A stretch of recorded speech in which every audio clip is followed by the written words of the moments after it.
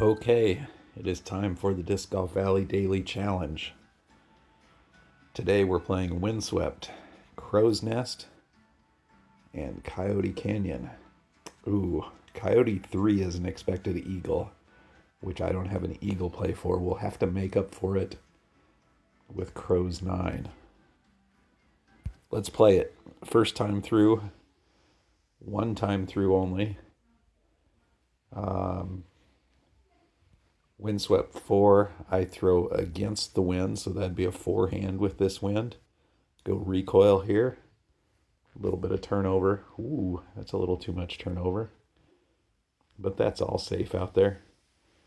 Obviously far better than going into that little pond.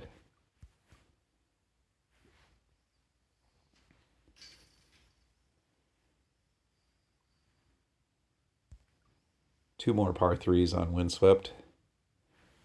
I always just want the par threes on Windswept to be boring.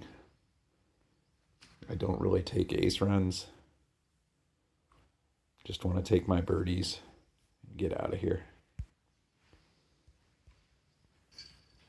So that's what we're doing here. They're just very low percentage ace runs. Now, as I say that, here's the exception. I can throw my glide fuse with this 4 tailwind.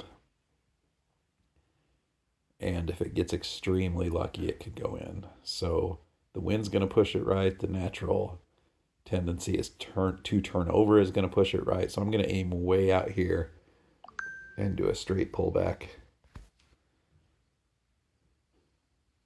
Oh, wow. Do you see that? That was band high when it went by.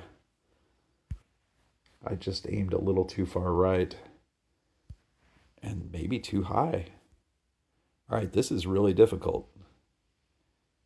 78 footer.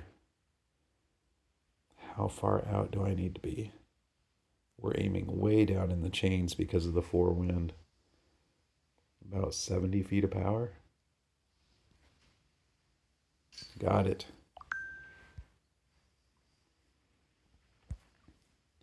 All right, moving on to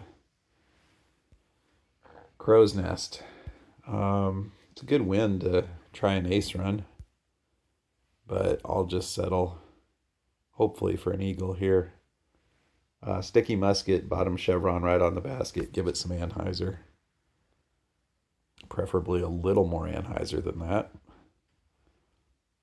But it ended up okay.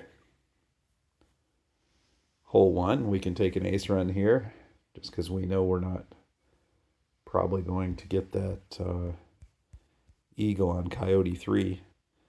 So in this wind, I'm going to take that bottom chevron.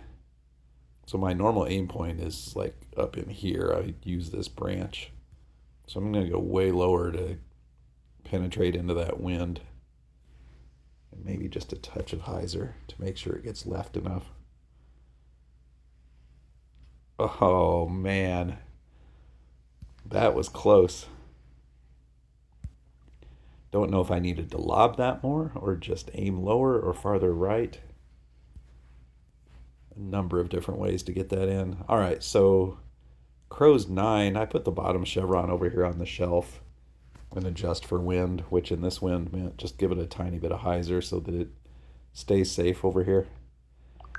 And then I grab my sticky musket, and the top chevron goes just below band height, especially with a tailwind, and just left of the basket. Let's try this. Oh, man. That might have been high enough. I guess that tailwind just hyzered it out a little bit. Oh, no. Oops. I rushed that putt. That is my bad. Well, now we know we're not getting diamond. So let's just try to finish clean.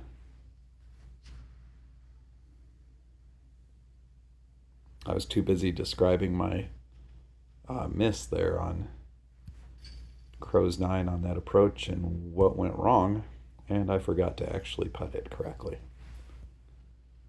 All right, so here I go sapphire, bottom chevron at the kind of the bottom right corner of this pillar, and give it a little bit of hyzer.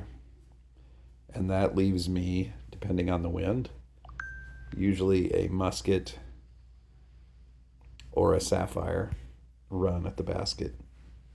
Well, this will be musket from 261. We'll have to go pretty low. I'm going to go way out left so that I don't hit this mound and give it a tiny bit of anhyzer. Not enough anhyzer. Yeah, I couldn't risk hitting that mound.